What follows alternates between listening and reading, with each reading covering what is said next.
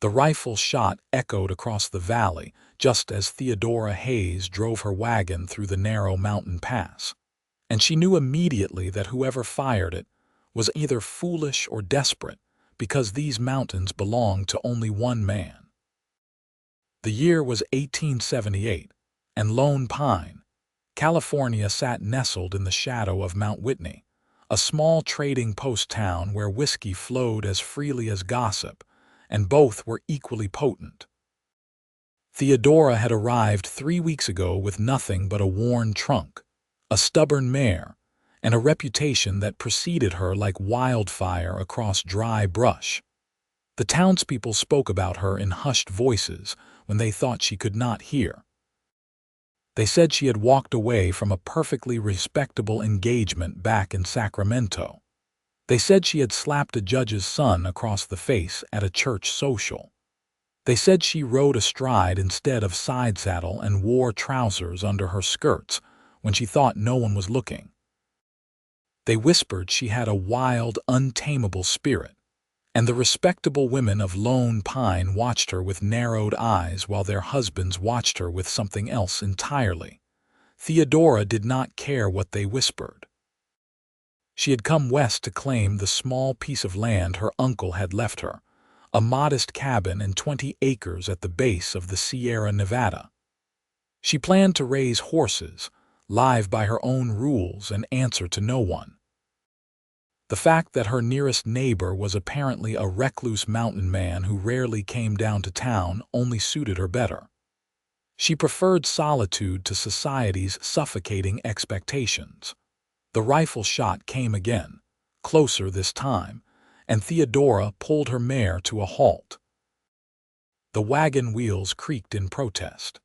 She was still 2 miles from her property, following the rough trail that wound through pine forests and granite outcroppings. The late afternoon sun slanted through the trees, painting everything gold and shadow. She reached beneath the wagon seat and pulled out her own rifle, checking that it was loaded.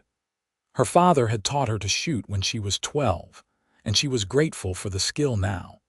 A man emerged from the tree line ahead, and Theodora's breath caught despite herself. He was massive, easily over 6 feet tall with shoulders that seemed to span the width of the trail. His chest was broad and heavily muscled beneath a worn leather vest, his arms thick and powerful. Dark hair fell past his shoulders, wild and untamed as the mountains themselves. A thick beard covered his jaw, but his eyes were startlingly clear, a piercing blue that seemed to see straight through her. He carried his rifle with easy confidence, and there was something about the way he moved that reminded her of the mountain lions she had heard crying in the night.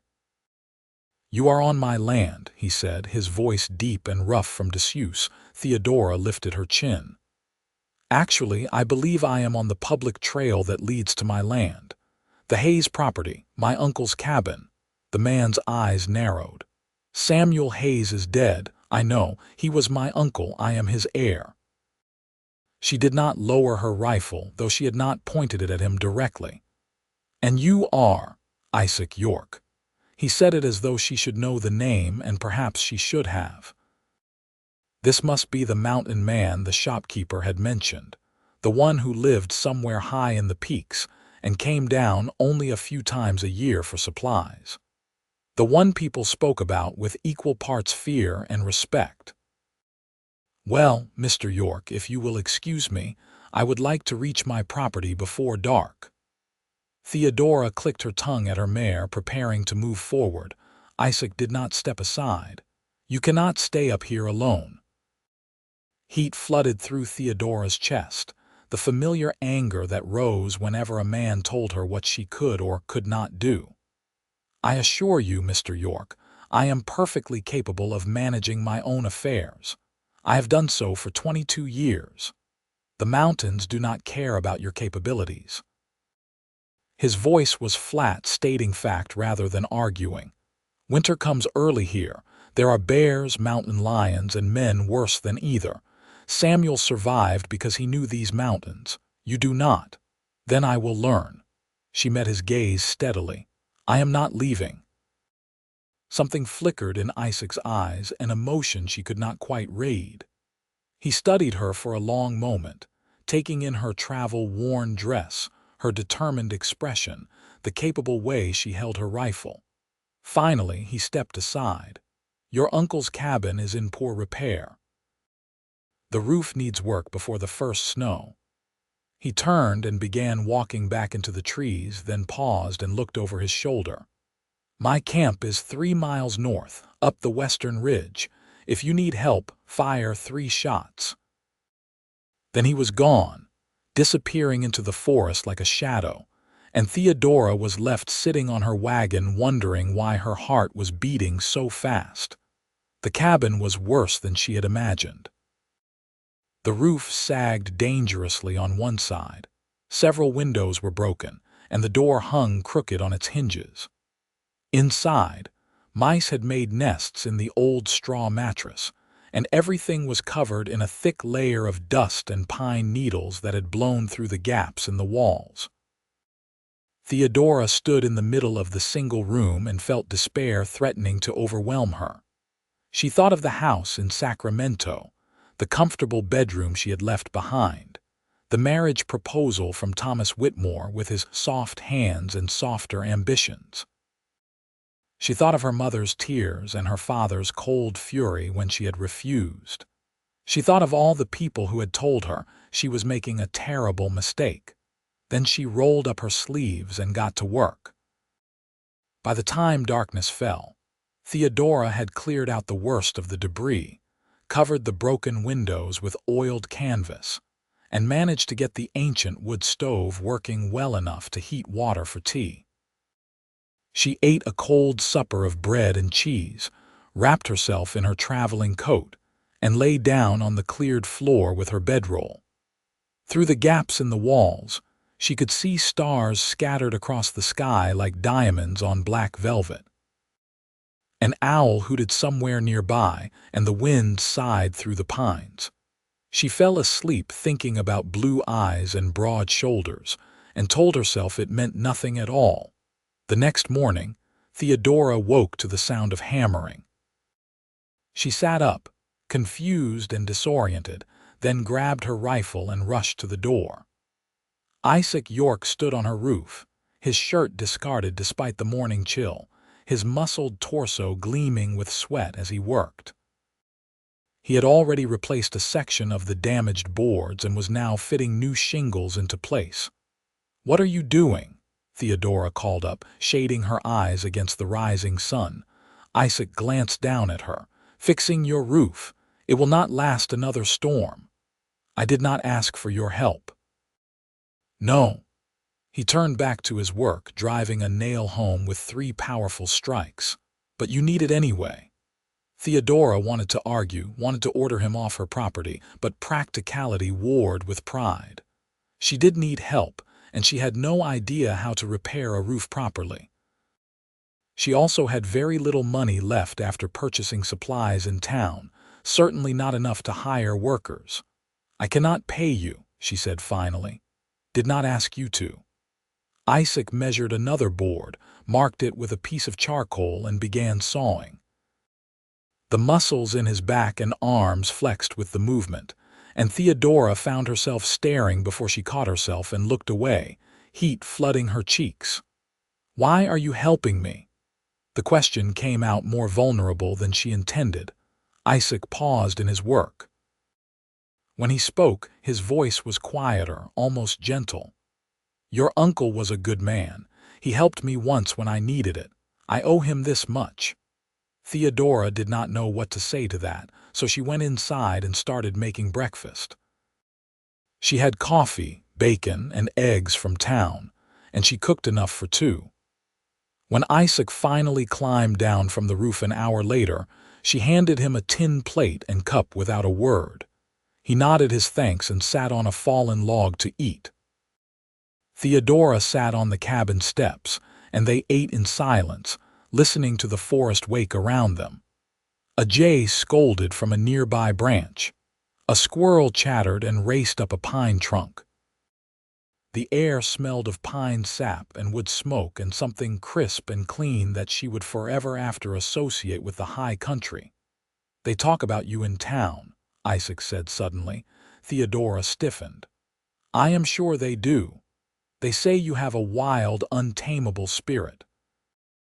He said it without judgment, merely observation. "They say you are trouble. And what do you say?" She tried to keep her voice light, but something in his opinion mattered more than it should. Isaac looked at her then, really looked at her, and the intensity in his blue eyes made her breath catch. "I say your spirit is exactly what you need to survive up here. Wild things understand the wilderness better than tame ones ever could." Something shifted in the air between them, something electric and dangerous and thrilling. Theodora felt it in her bones, in the rapid beating of her heart, in the way she could not seem to look away from him. "I should get back to work," Isaac said, standing abruptly. He handed her his empty plate, careful not to let their fingers touch. "The roof will take most of the day." He was true to his word. By the time the sun began setting behind the western peaks, Isaac had replaced all the damaged sections of roof and reinforced the structure with new beams. The cabin was weatherproof for the first time in years. Theodora had spent the day cleaning inside, scrubbing away years of neglect, and washing the grime from the windows until they sparkled. Isaac packed his tools as Theodora surveyed his work from the ground. "It is good," she said. "Better than good, thank you." He nodded, slinging his pack over his shoulder. The evening light caught in his dark hair, and Theodora noticed for the first time that there were threads of silver at his temples. He was older than she had first thought, perhaps 30 or 32, though his body was as powerful as a man 10 years younger. "Will I see you again?" The question escaped before Theodora could stop it. Isaac paused, studying her with those penetrating eyes. "The mountains are lonely.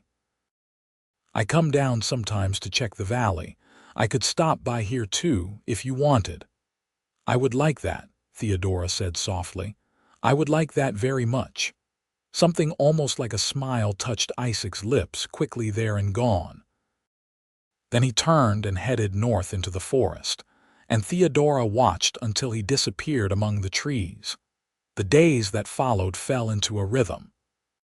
Theodora worked from dawn until dusk, repairing the cabin, clearing the overgrown paddock, and preparing for winter that Isaac promised would come early and hard. Every 3 or 4 days, Isaac appeared, sometimes with a brace of rabbits or a string of trout, sometimes with tools or materials she needed. He fixed the fence, reinforced the barn, and showed her where the best spring water flowed down from the high country. They talked while they worked, and Theodora learned his story in bits and pieces. Isaac had come west after the war, unable to settle back into civilized life after the things he had seen and done. He had tried mining, tried ranching, tried drinking himself to death in various frontier towns. Then he had walked into these mountains 8 years ago and found something like peace in the solitude and silence. He had built himself a cabin on a high meadow, lived off the land, and avoided people as much as possible. "Why?" Theodora asked one afternoon as they stacked firewood. October had arrived with frost on the grass and ice on the water bucket each morning. Why avoid people? Isaac was quiet for so long she thought he would not answer. Then he said, "I did things in the war, things that necessary but not right. I look at people in town, going about their normal lives, and I do not fit anymore. I am too rough, too broken. The mountains do not care about any of that. They take you as you are or they kill you, and there is something honest in that." Theodora paused in her work. "You are not broken," she said firmly. "You are the kindest man I have ever met." Isaac's head snapped up, surprise clear on his rugged face. "I am not kind. I am barely civilized. You have spent weeks helping a stranger for no reason except a debt to a dead man." You bring me food when you think my supplies are running low. You taught me how to read animal tracks and where to find the best herbs for tea. You warned me about the loose stone on the trail so my mare would not stumble. Theodora stepped closer to him, close enough to see the gold flecks in his blue eyes. That is kindness, Isaac. Real kindness, not the polite fiction people practice in society. He stared at her, and she could see the battle playing out behind his eyes. He wanted to believe her, she thought, but something held him back, some old wound that had never properly healed. You should not think so highly of me, he said finally, his voice rough. You do not really know me. Then let me know you, Theodora said. The words hung between them, heavy with meaning. Isaac reached out slowly as though moving in a dream and brushed a strand of hair back from her face. His calloused fingers were gentle, reverent. You are not like anyone I have ever met, he murmured. You should have been born 100 years ago, riding free on the plains. I was born exactly when I needed to be, Theodora said, so I could be here, now, with you. Isaac's hand cupped her cheek, his thumb tracing her cheekbone. Theodora, he breathed, and hearing her name in his deep voice sent shivers down her spine. Then he was kissing her, and it was nothing like the chaste pecks Thomas Whitmore had stolen at church socials. This was fire and hunger and need, his lips claiming hers with an intensity that made her knees weak. Theodora clutched at his broad shoulders, feeling the hard muscle beneath her palms, and kissed him back with all the passion she had kept locked inside for so long. When they finally broke apart, both breathing hard, Isaac pressed his forehead against hers. This is dangerous, he said. I do not care. You should. I am not a gentleman.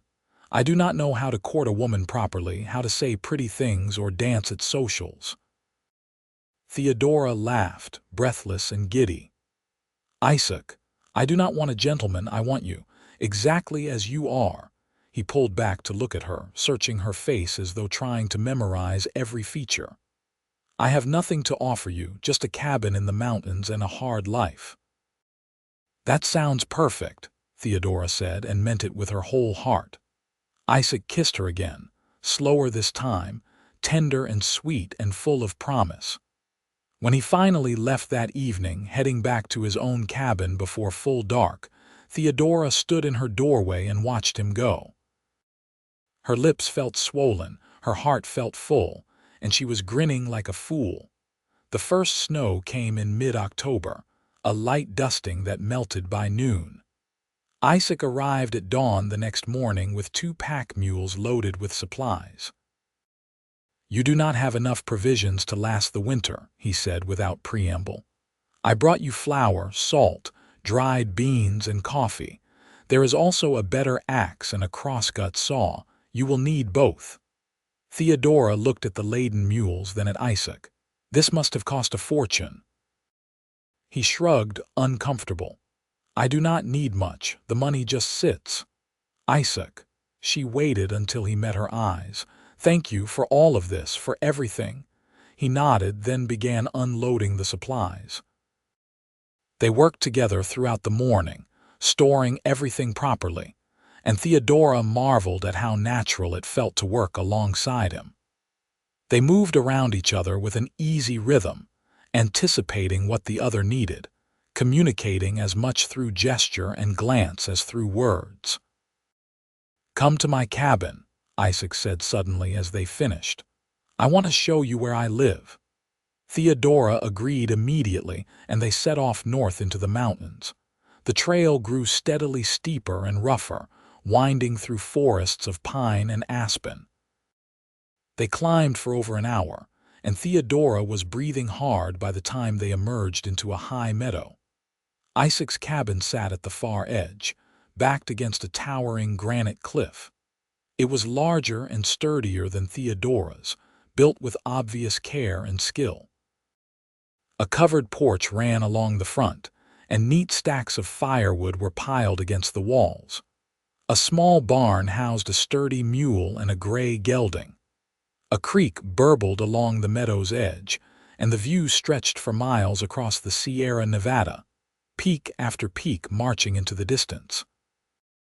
"Isaac, it is beautiful," Theodora breathed. He looked pleased, a rare smile crossing his rugged features. "I built it myself, every board and beam. It took 2 years." Inside, the cabin was surprisingly cozy. A large stone fireplace dominated one wall, and comfortable furniture made from local wood filled the space. Furs covered the floor and the bed, and shelves held a surprising number of books. Theodora examined the titles with interest: Shakespeare, Homer, Whitman, Thoreau. "You read," she said with delight. "One of the few things I brought from my old life." Isaac moved to the fireplace and began building a fire. Books do not judge or demand anything. They are good company in the winter. Theodora pulled down a worn copy of Leaves of Grass and opened it to a random page. "I celebrate myself and sing myself," she read aloud. "And what I assume you shall assume, for every atom belonging to me as good belongs to you." Isaac's hand stilled on the firewood.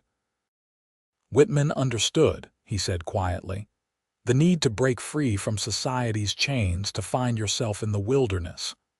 Is that what you were doing, finding yourself?" He stood, brushing off his hands, and turned to face her. "I was hiding," he admitted. "From the world, from my memories, from connection. Then you arrived, and suddenly hiding did not seem as important anymore." Theodora set the book down carefully. "What changed? You did not run when I told you to leave. You did not flinch from hard work or danger. You looked at these mountains and saw freedom instead of desolation." Isaac crossed the room to stand before her, towering and powerful and somehow vulnerable all at once. "You looked at me and saw something worth knowing. No one has done that in 8 years." "Because there is something worth knowing," Theodora said fiercely. She reached up to touch his bearded jaw. "You are strong and kind and good, Isaac York. The war did not break you. It just changed you. There is a difference." He caught her hand, pressing it more firmly against his face. "I am falling in love with you," he said, the words raw and honest. "I did not plan to, did not think I ever would again, but I look at you and I see home." Joy exploded through Theodora's chest, bright and warm as sunlight. "I love you too," she said. "I think I have since that first day on the trail, when you looked at me like I was something wild and wonderful instead of something to be tamed." Isaac kissed her then, deep and claiming, and Theodora wrapped her arms around his neck and kissed him back with everything she had. He lifted her easily, his strong arms supporting her weight as though she weighed nothing at all, and carried her to his bed. They lay down together, wrapped in furs and firelight, and spent the rest of the day learning each other's bodies, each touch and kiss a promise of forever. Outside, snow began to fall in earnest, blanketing the meadow in white, but inside Isaac's cabin it was warm and perfect and right. November arrived with a vengeance. Snow fell 3 feet deep, then 4, then 5. The temperature dropped until the world seemed frozen solid. Theodora moved into Isaac's cabin, and neither of them pretended it was temporary. They fell into the rhythms of winter survival, checking the animals twice daily, keeping the fire going, melting snow for water, rationing their supplies. The work was hard and constant, but Theodora had never been happier. In the evenings, after the chores were done, they would sit by the fire. Sometimes Isaac read aloud while Theodora mended or knitted. Sometimes she told him stories about her childhood in Sacramento, about her rebellious streak that had scandalized her mother from the time she could walk. Sometimes they simply sat in comfortable silence, her head on his shoulder, his arm around her waist, watching the flames dance. "Tell me about the war," Theodora said one night in late November. Snow rattled against the windows, driven by fierce winds that howled down from the high peaks. Isaac stiffened against her. "It is not a pleasant story. I want to know anyway, all of you, Isaac, the good and the bad." He was quiet for a long time, staring into the fire. When he finally spoke, his voice was distant, lost in memory. "I was 19 when I enlisted, convinced I was going to be a hero. I fought at Antietam, Gettysburg, Cold Harbor. I saw things no person should see. I did things I cannot take back." His arm tightened around her. "I killed men, Theodora, a lot of men, some of them up close, close enough to see their eyes." "You were a soldier," Theodora said gently.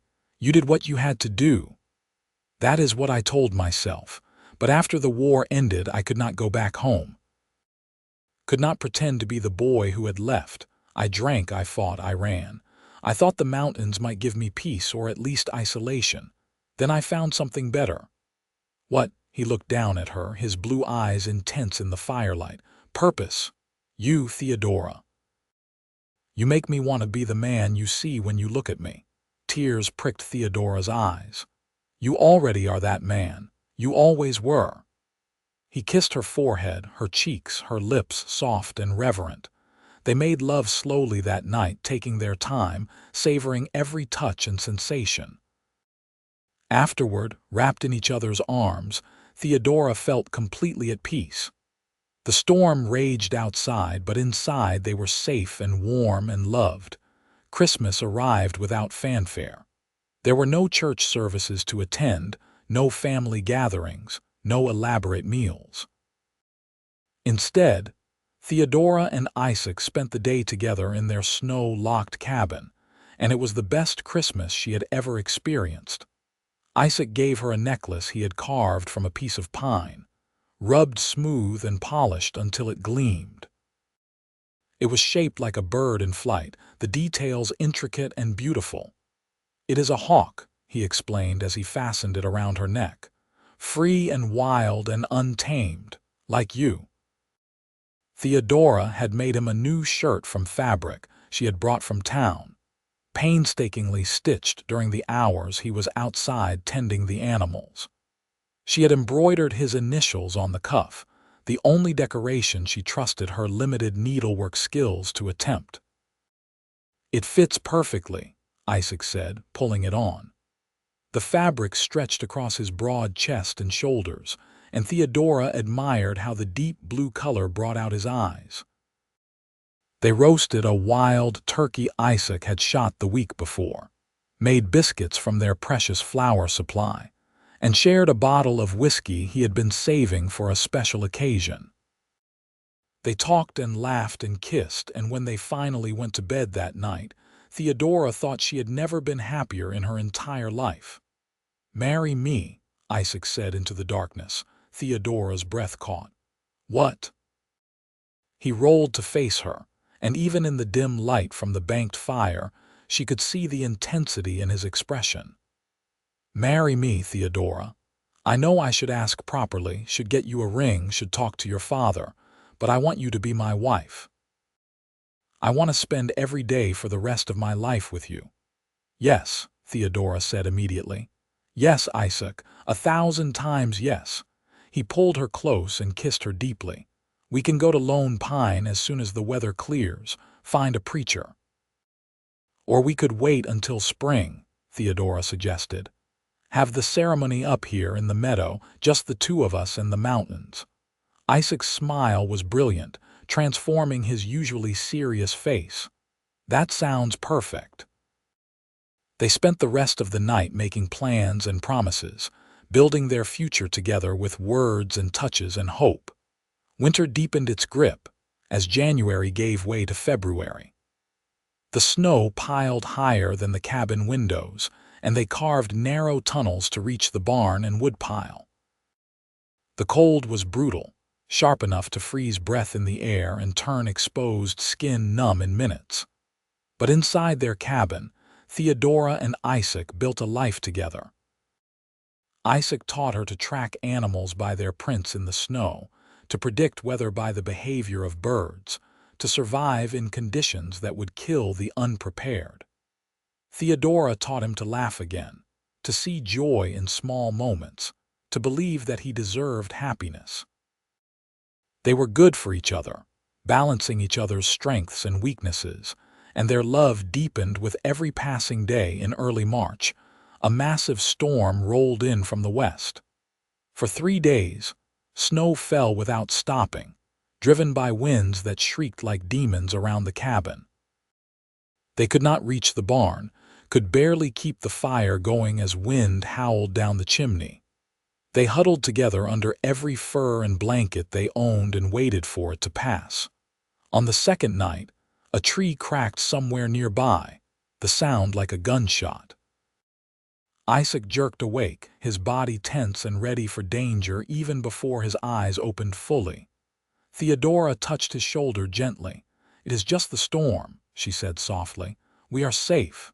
He looked at her, and she saw the echo of old horrors in his eyes. "I dreamed I was back there," he admitted. "In the war, and you were there and I could not protect you." Theodora pulled him close, cradling his head against her chest. "I am here. I am safe. We are together." Isaac's arms came around her, holding her tight. "I cannot lose you," he said hoarsely. "You are everything to me." "You will not lose me," Theodora promised. "I am not going anywhere. This is my home now. You are my home." He lifted his head and kissed her, desperate and claiming, and she kissed him back with equal fervor. They made love as the storm raged around them, clinging to each other, reaffirming life and love in the face of winter's fury. The storm finally broke on the third day, and they emerged to find the world transformed. Snow had drifted as high as the roof in places, and several trees had fallen under the weight. But the sky was brilliant blue, and the sun sparkled on the fresh snow like scattered diamonds. "Spring will come soon," Isaac said, surveying the damage. "Another month, maybe 6 weeks. And then we can be married," Theodora said, moving close to his side. He pulled her against him, and they stood together looking out over the white wilderness. "I love you," he said, "more than I thought it possible to love anyone." "I love you too," Theodora replied. "My mountain man." March melted into April, and the snow began to recede. Water rushed down every slope and gully as the high country began to thaw. Green shoots pushed up through the remaining snow, and the first wildflowers appeared like splashes of color on a white canvas. Birds returned from wherever they had spent the winter, filling the air with song. Theodora and Isaac began preparing for their wedding. They decided on the 1st of May, when the meadow would be fully green and the wildflowers in bloom. They would speak their own vows, just the two of them and the mountains, and need no preacher or witnesses. Their love was between them and the wild country that had brought them together.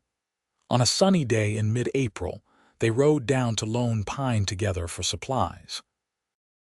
It was Theodora's first time back in town since winter had closed the mountain passes, and the change in her appearance drew stares. She was leaner, harder, her face tanned and her hands calloused. She rode with the easy confidence of someone who had spent months in the saddle, and she wore trousers openly, no longer bothering to hide them under her skirts. The townspeople whispered, but Theodora ignored them. She had Isaac by her side, massive and protective, his hand resting casually on his revolver, and no one dared say anything directly.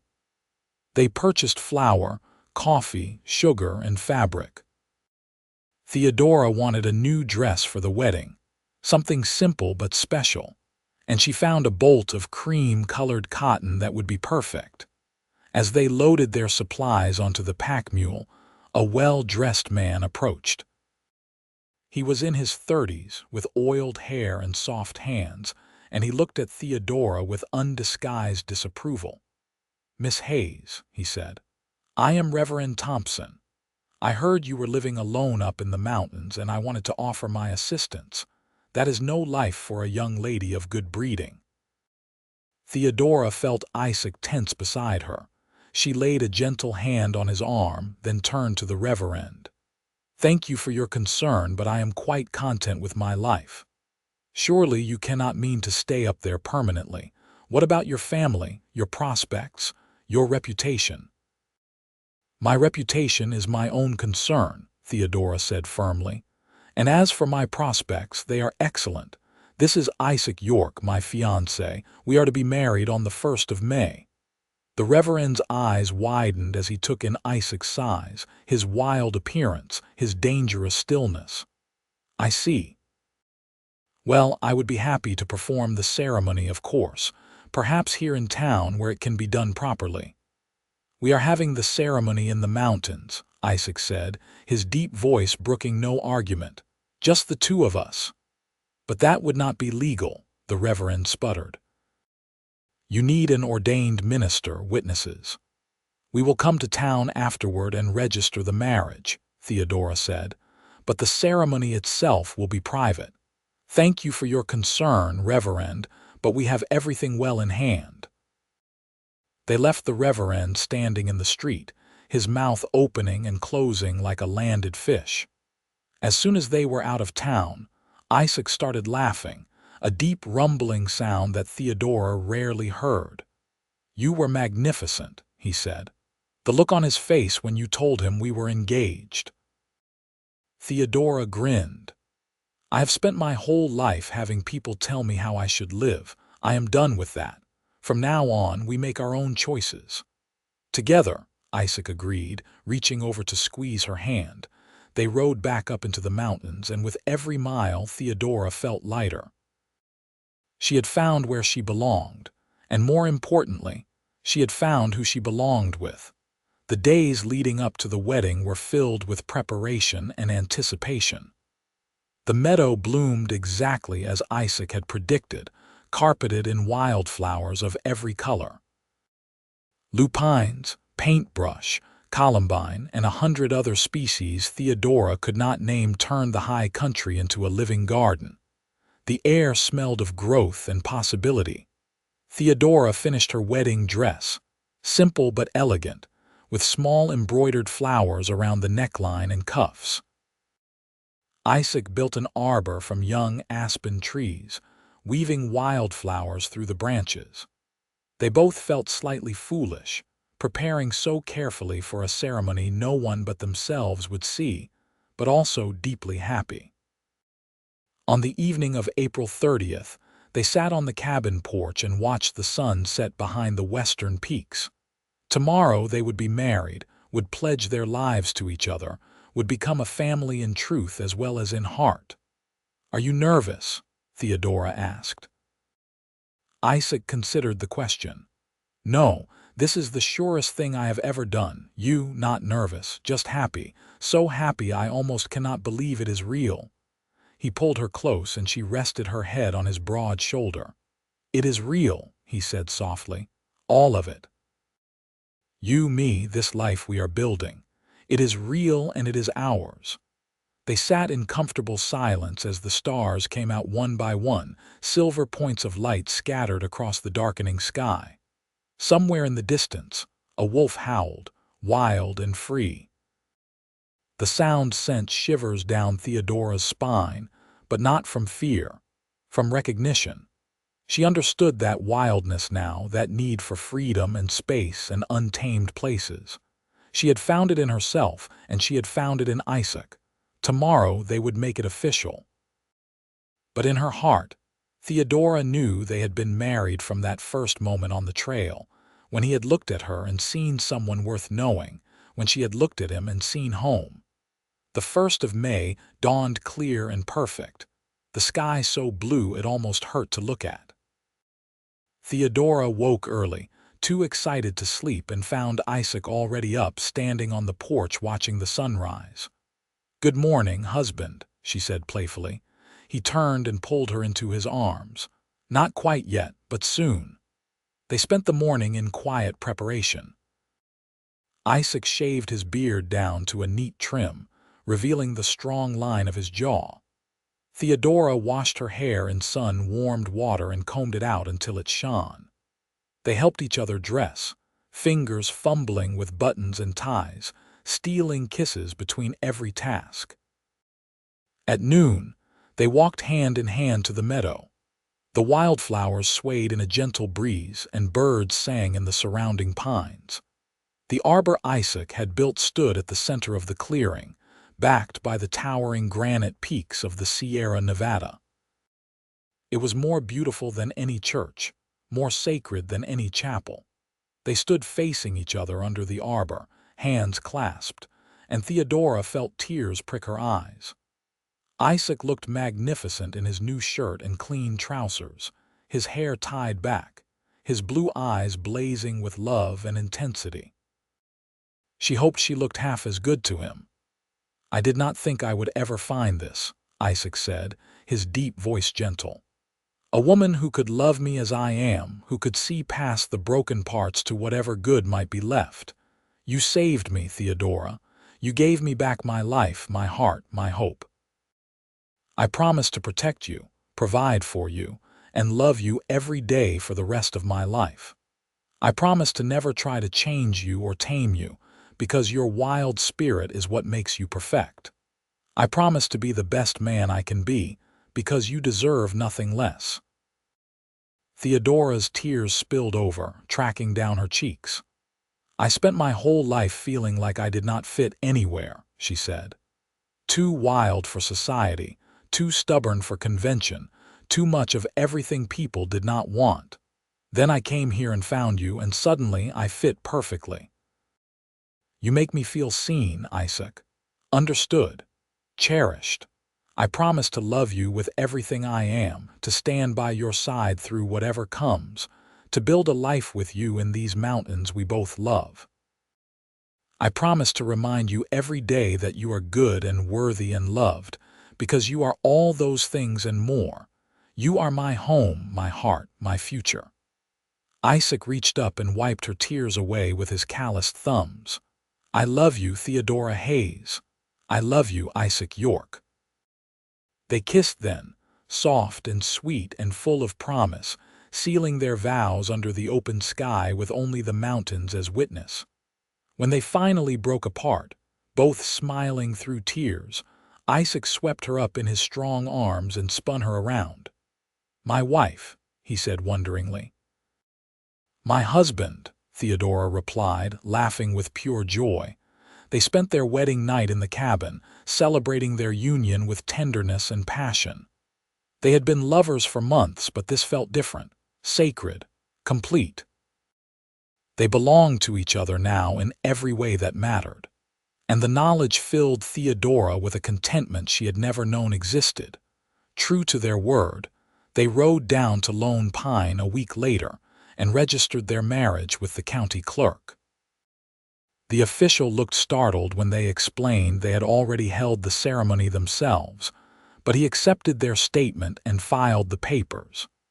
Legally, they were now Mr. and Mrs. York, though Theodora thought of herself simply as Isaac's wife and he as her husband. The paperwork was just a formality. They settled into married life with ease. Summer arrived, warm and golden, and they worked together to improve both properties. They decided to keep Theodora's cabin as well, using it for storage and as a base when they needed to be lower in the mountains. Isaac's meadow would be their primary home, the place they would raise children and grow old together. Children. Theodora discovered she was pregnant in late July. She had missed her monthly courses and felt different somehow, though she could not quite explain how. When she told Isaac, he went pale, then red, then swept her into his arms and held her so tightly she could barely breathe. "A baby," he said hoarsely. "We are going to have a baby." "Are you happy?" Theodora asked, suddenly nervous. "Happy." Isaac pulled back to look at her, and his eyes were bright with unshed tears. "Theodora, I am beyond happy. I am terrified and thrilled and honored. We made a life together. A new life." They spent the rest of the summer preparing. Isaac built a cradle from smooth pine, sanding it for hours until it was soft as silk. Theodora sewed tiny clothes, marveling at how small they were. They argued good-naturedly about names, each lobbying for their favorites. Theodora's pregnancy progressed well, though she found she tired more easily as the baby grew. Isaac became even more protective, insisting she rest frequently, doing the harder chores himself. She protested at first, but secretly loved his care and concern. In late September, they made one last trip to Lone Pine before winter closed the passes. They stocked up on supplies and informed the doctor of the baby's expected arrival in late December or early January. The doctor, an elderly man named Harrison, offered to come up to the cabin when her time came. "It would be safer to have you come to town," he said. "Stay here the last month where help is close if something goes wrong." Isaac and Theodora exchanged glances. "Thank you, but we will be fine," Theodora said firmly. Isaac delivered calves and foals on his ranch before the war, and women have been having babies without doctors for thousands of years. Dr. Harrison did not look convinced, but he gave them detailed instructions on what to expect and what to do if complications arose. He also provided them with clean cloth, instruments, and medicines just in case. Winter arrived right on schedule, sealing them into their mountain home once more. Theodora's belly swelled as the snow piled higher, and she felt the baby moving inside her, tiny flutters that grew stronger as the weeks passed.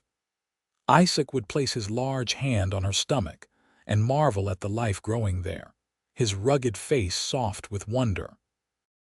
Christmas came again, their first as a married couple, and they celebrated quietly. Isaac gave Theodora a rocking chair he had built specially for nursing the baby, smooth and sturdy and perfect. Theodora gave him a photograph she had commissioned during their September trip to town, a formal portrait of the two of them.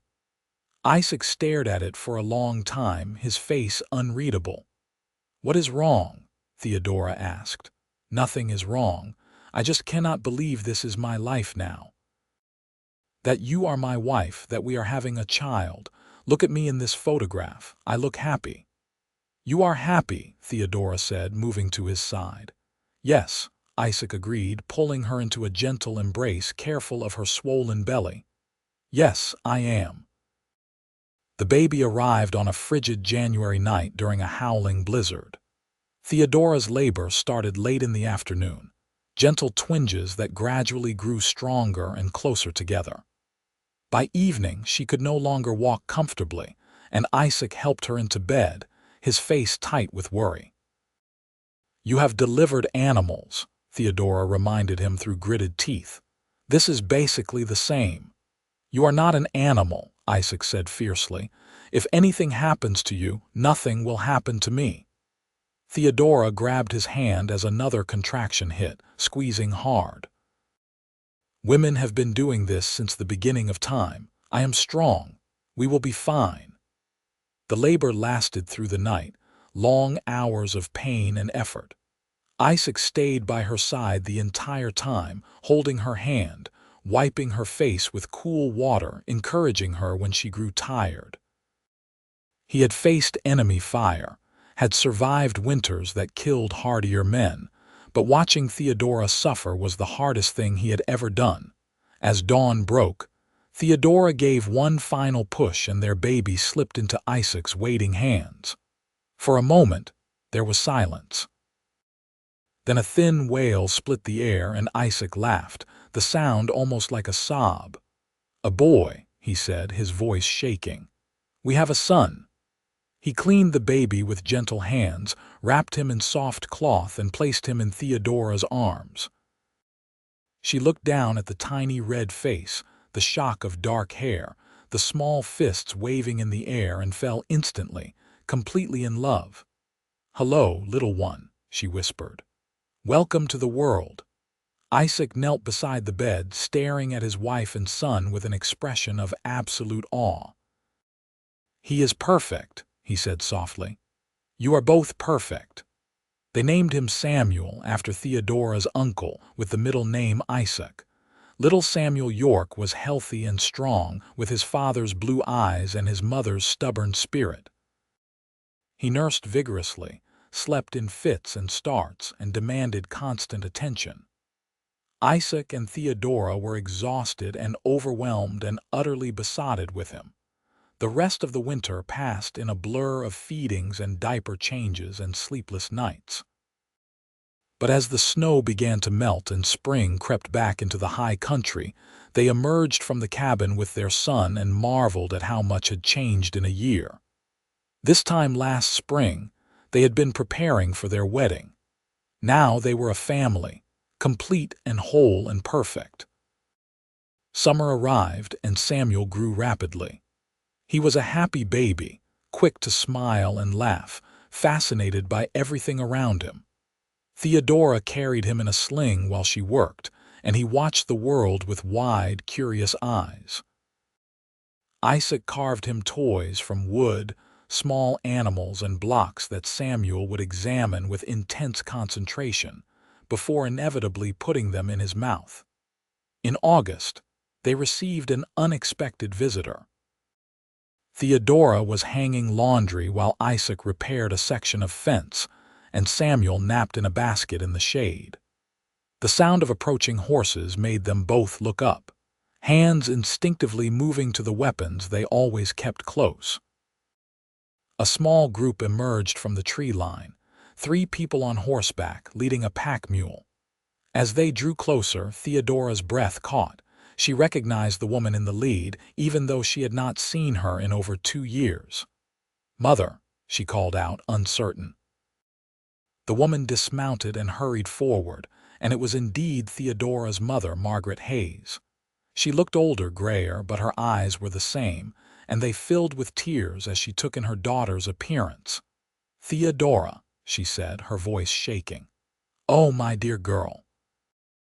They embraced, awkward at first, then fiercely. Margaret pulled back to study her daughter's tanned face, her calloused hands, her simple dress.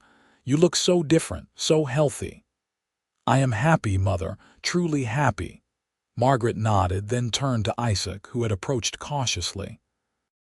She had to tilt her head back to meet his eyes, and Theodora saw her mother take in his size, his wild appearance, his protective stance. "You must be Isaac," Margaret said. "Yes, madam, your daughter is my wife." "So I understand." Margaret's voice was neutral, revealing nothing of her thoughts. Then her gaze fell on the basket where Samuel was just beginning to stir, and her expression transformed. "Is that, oh, Theodora, you have a baby, a son. Samuel, he is 8 months old." Theodora picked up the baby, who immediately reached for his grandmother with chubby hands. Margaret took her grandson with trembling hands, tears streaming down her face. "He is beautiful. He looks just like you did at this age." The other 2 visitors had dismounted as well, and Theodora recognized her younger brother, Henry, now 17 and gangly with adolescence. The third person was an older gentleman she did not know. "This is Dr. Whitfield," Margaret explained, "your father's physician. He has been treating your father's heart condition." Theodora's stomach dropped. "Father is ill. He had an episode 6 months ago. A severe one." It reminded us both how short life can be and how foolish we had been. Margaret looked at her daughter, her eyes pleading for understanding. "I know we parted badly. I know we said things that hurt, but you are my daughter and I have missed you terribly. I had to come see for myself that you were all right." "I am more than all right, Mother. I am happy. This life, this place, Isaac and Samuel, they are everything I ever wanted."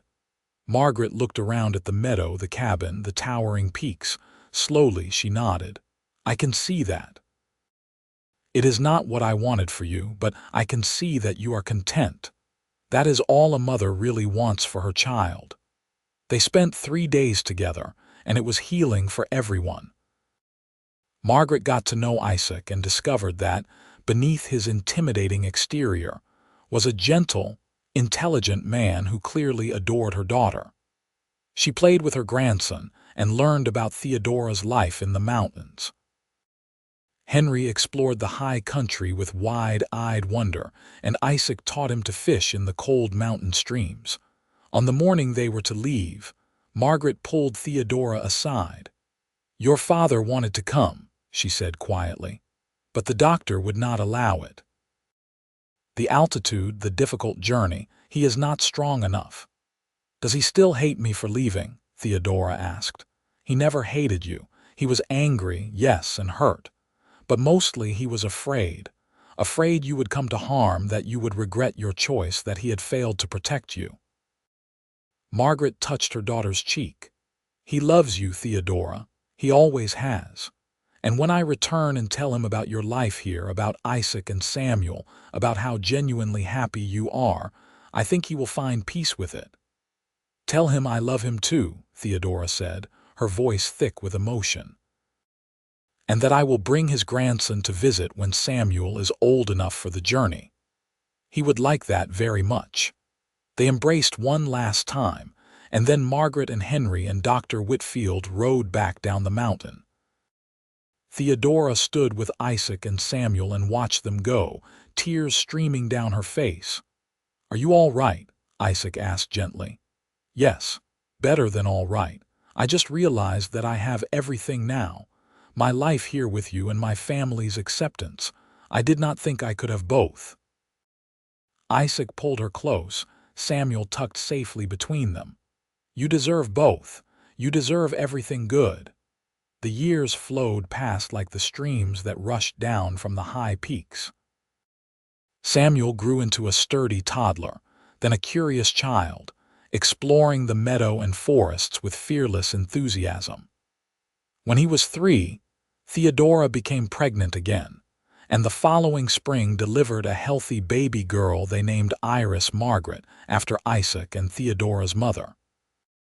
Iris was different from Samuel, quieter and more contemplative, content to sit and observe while her older brother ran wild. She had Theodora's green eyes and Isaac's dark hair, and she adored her father with a single-minded devotion that made him melt. 2 years after Iris came another boy, strong and loud and demanding. They named him William, and he was every bit as wild as his siblings. The cabin rang with children's laughter, with arguments and games and questions. Isaac built additions to make more room, and Theodora marveled that her life could hold so much joy. The townspeople of Lone Pine grew accustomed to seeing the York family come down from the mountains several times a year. The whispers about Theodora's wild, untamable spirit had long since faded, replaced by respect for the family that had made a life in the high country against all odds. Isaac was known as a man of few words but unshakable honor, and their children were healthy and well-mannered despite their unconventional upbringing. Theodora's parents visited twice more before her father passed quietly in his sleep when Samuel was 10. Isaac had built up enough savings by then to hire someone to watch the property and animals, and the whole family made the journey to Sacramento for the funeral. It was difficult for Theodora, saying goodbye to her father, but she was grateful they had reconciled before the end. Margaret came to live with them after that, selling the Sacramento house and bringing her belongings up to the mountains. She had a small cabin built near theirs, close enough for daily visits but far enough for privacy. She took to mountain life with surprising ease, and the children adored their grandmother. The years continued to pass. Samuel grew tall and strong like his father, with the same quiet intensity and love of the wilderness. When he was 18, he left to spend a year exploring the territories further west, but he always came home to the mountains. He eventually married a girl from Lone Pine, a blacksmith's daughter named Emma, and built his own cabin in a meadow 3 miles from his parents. Iris studied everything she could get her hands on, reading voraciously from the growing library Isaac had collected. She talked about becoming a teacher, about bringing education to the frontier children. Isaac and Theodora supported her dreams, knowing she had inherited their own stubborn independence. William was the wildest of the three, happiest when tracking animals through the forest or climbing the tallest peaks. He talked about becoming a guide, leading wealthy Easterners through the Sierras.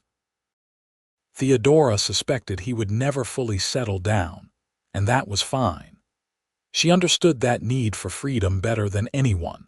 On a warm summer evening when Theodora was 45 and Isaac 55, they sat on their porch watching the sunset paint the peaks gold and pink.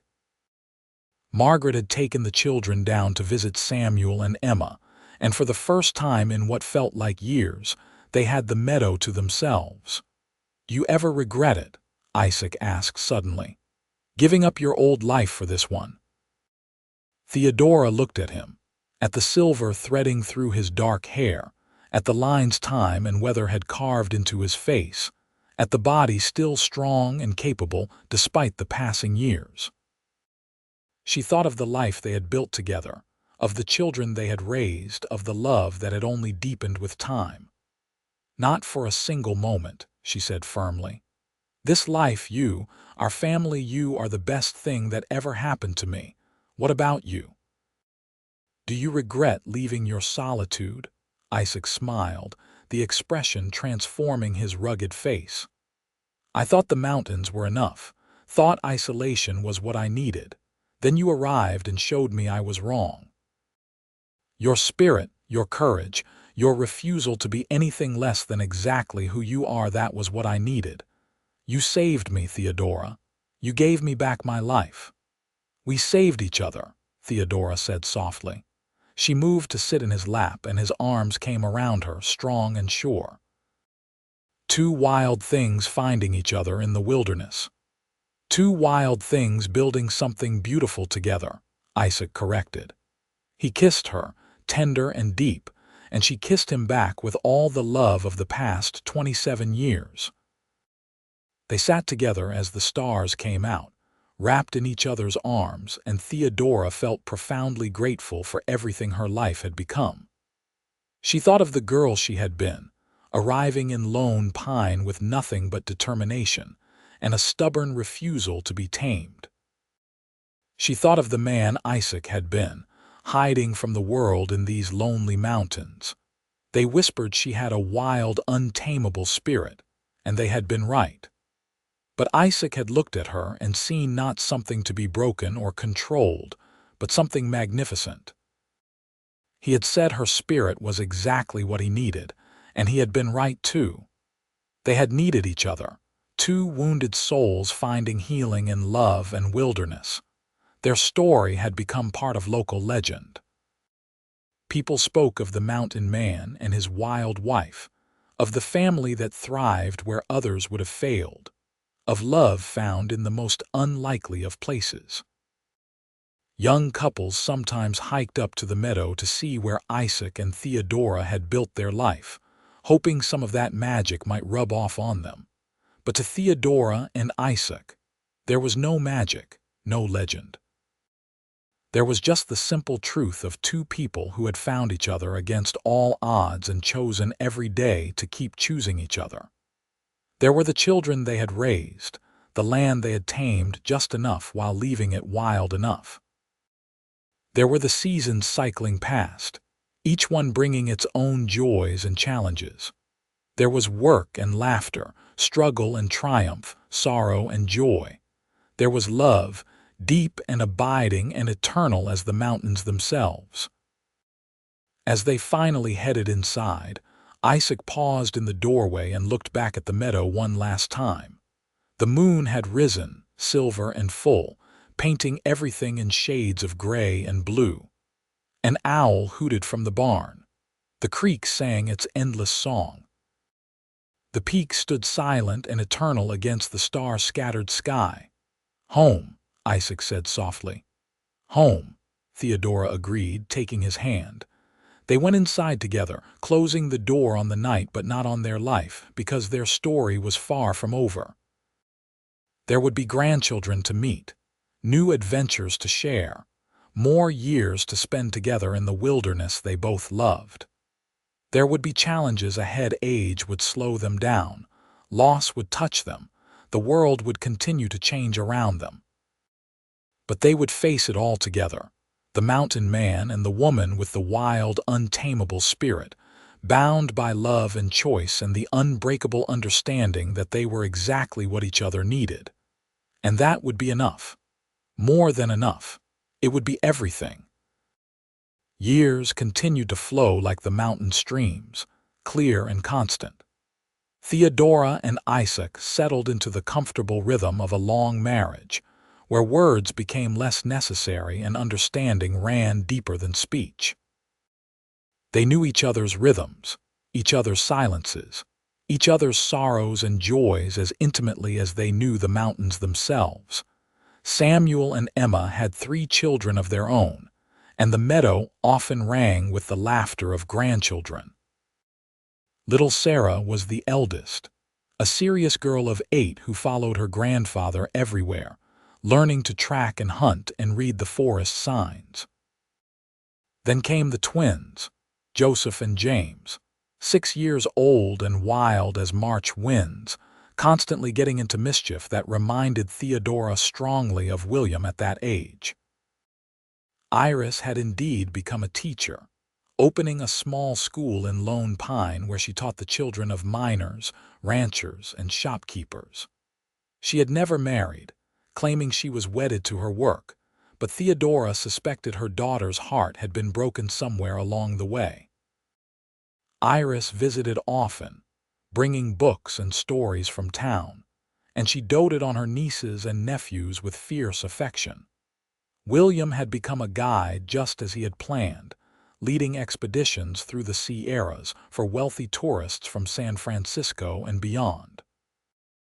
He was gone for months at a time, but always returned to the mountains, restless and sun-darkened, with tales of adventures that made the children's eyes grow wide. He was 26 now and showed no signs of settling down, though Margaret predicted he would eventually find a woman as wild as himself and fall hard.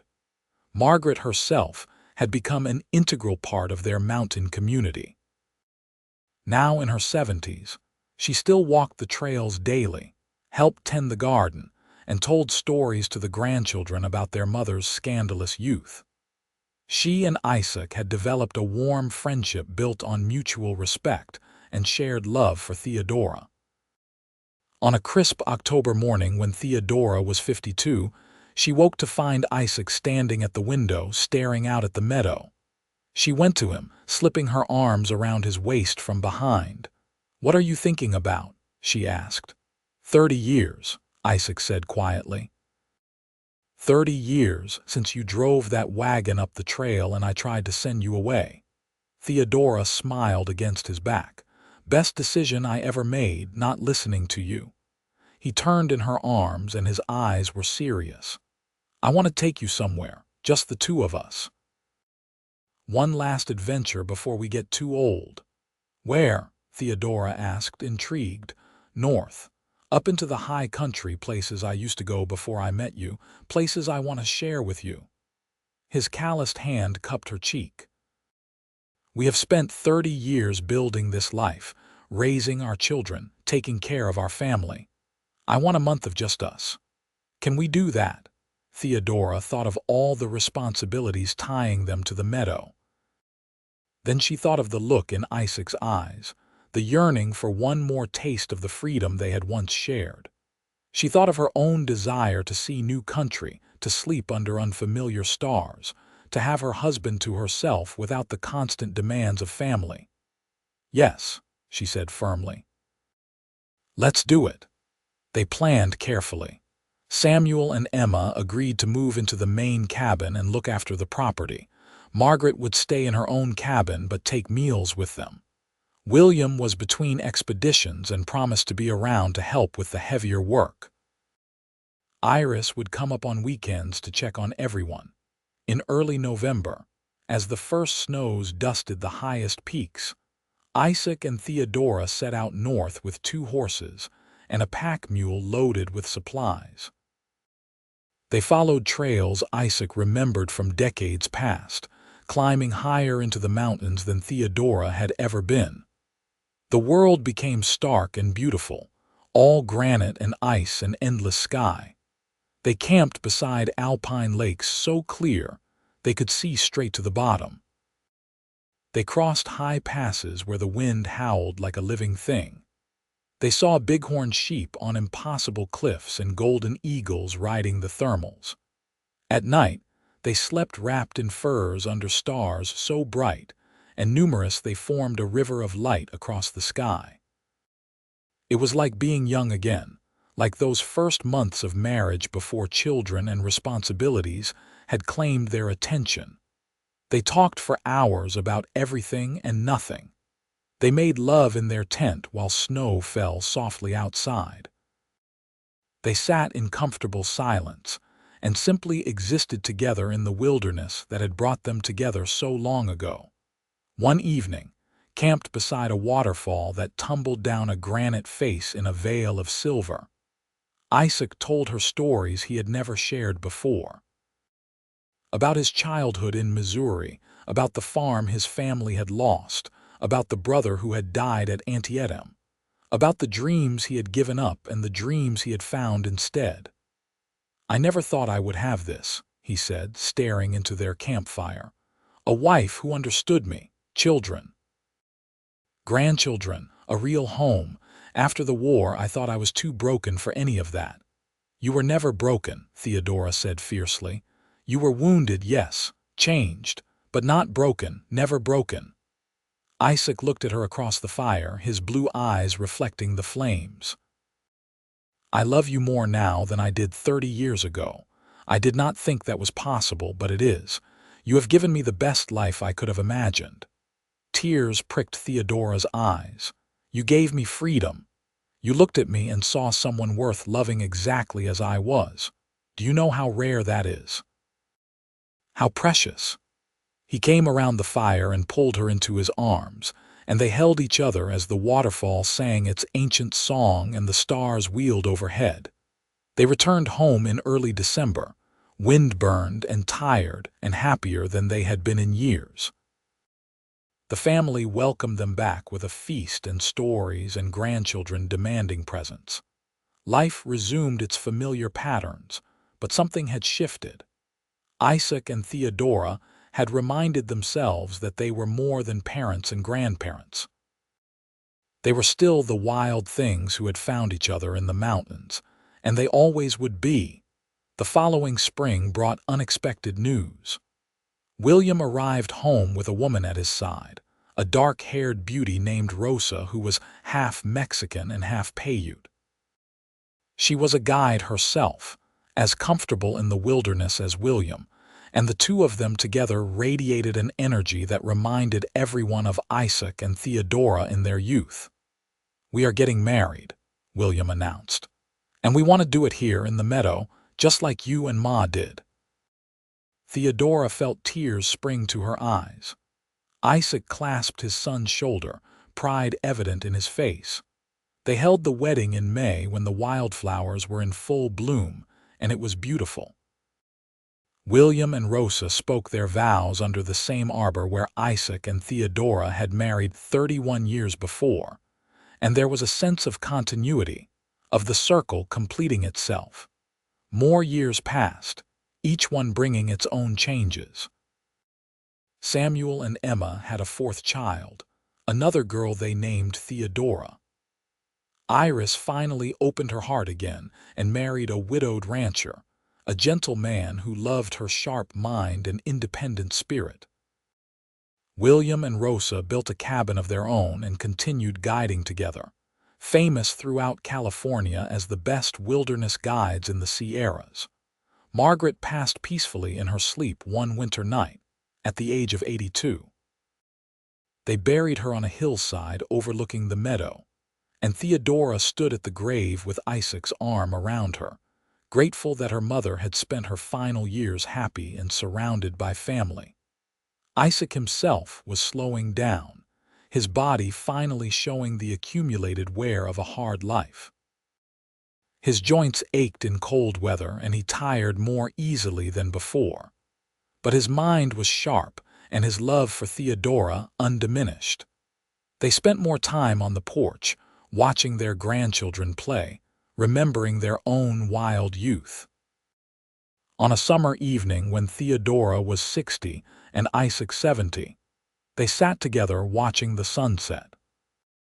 The meadow was filled with family Samuel's children playing tag, William and Rosa arguing good-naturedly about the best route through a certain canyon, Iris reading to little Theodora under a pine tree.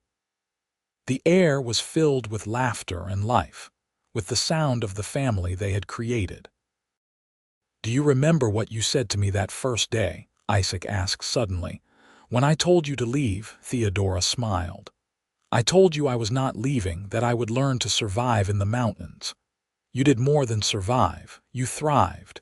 You built all of this." He gestured at the scene before them. "Our children, our grandchildren, this whole life. You were right that day. You belonged here." "We belonged here," Theodora corrected. "Together." Isaac pulled her close, and she rested her head on his shoulder, feeling the steady beat of his heart. They sat in comfortable silence as the sun sank behind the peaks and the first stars appeared. This was what they had built, not just a family, not just a home, but a legacy of love and wildness and freedom. The years continued their steady march. Great-grandchildren arrived, tiny additions to the growing family tree. The meadow saw weddings and births, celebrations and sorrows. Isaac's health declined gradually, his strong body finally yielding to age and time. But his spirit remained unbroken, and his love for Theodora never wavered.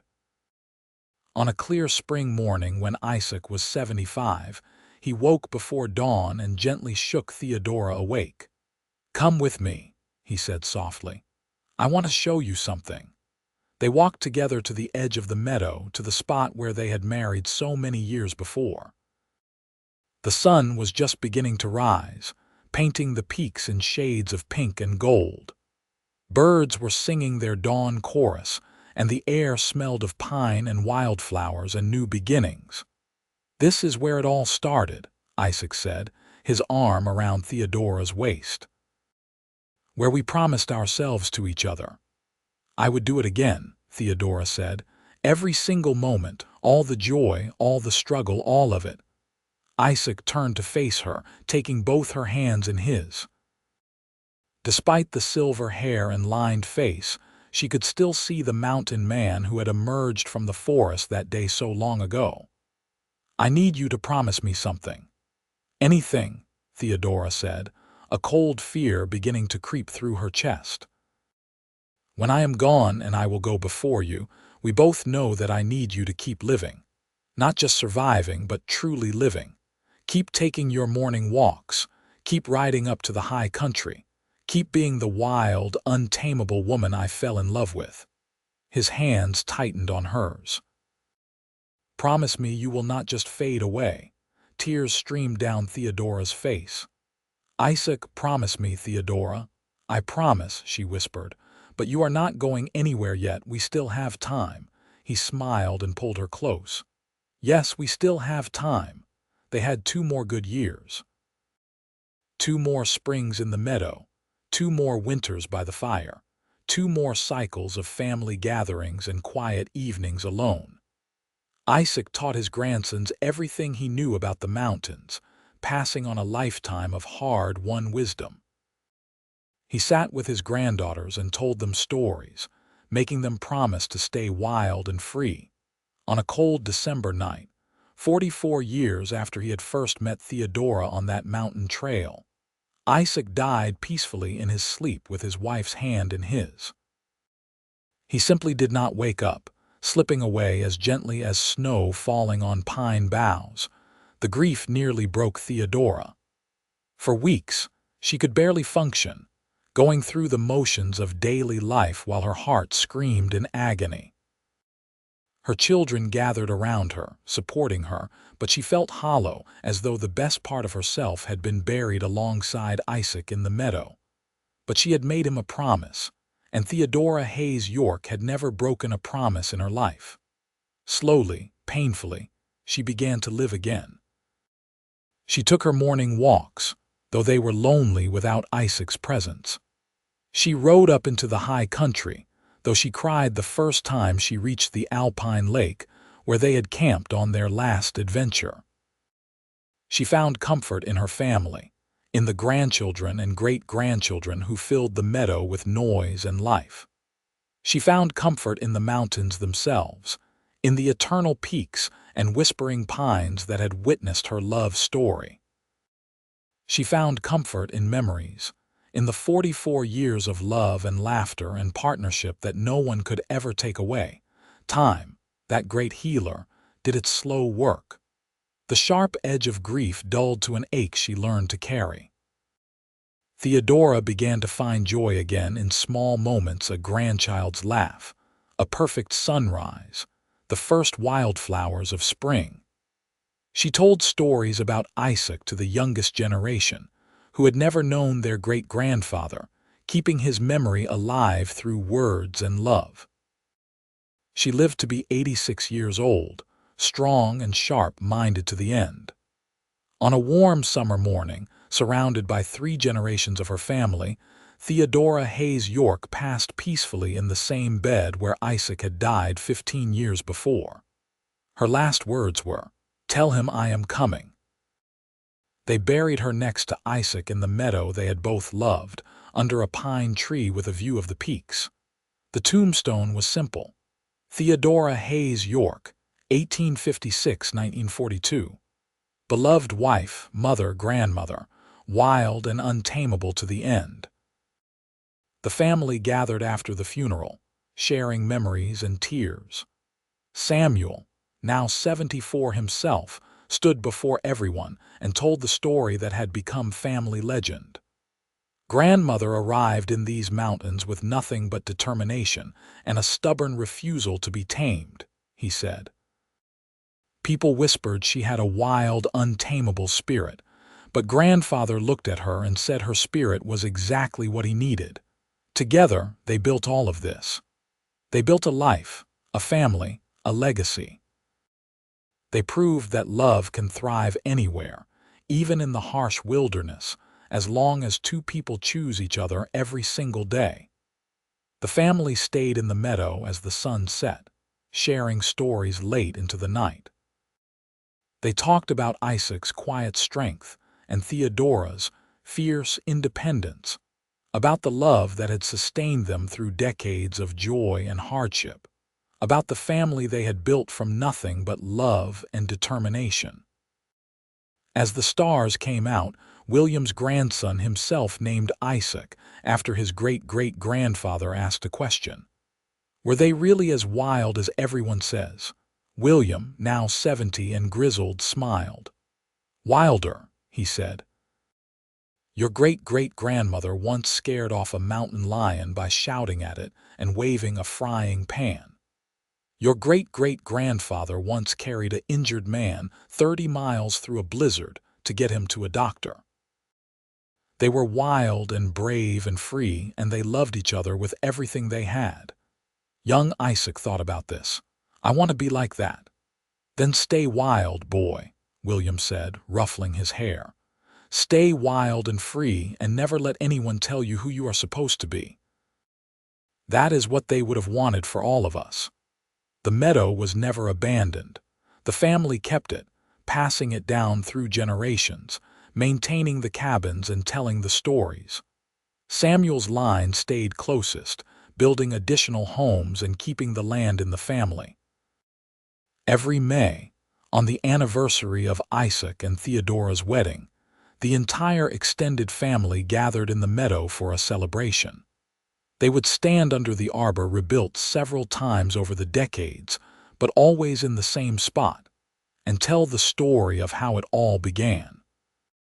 How a stubborn young woman with a wild spirit had driven her wagon up a mountain trail.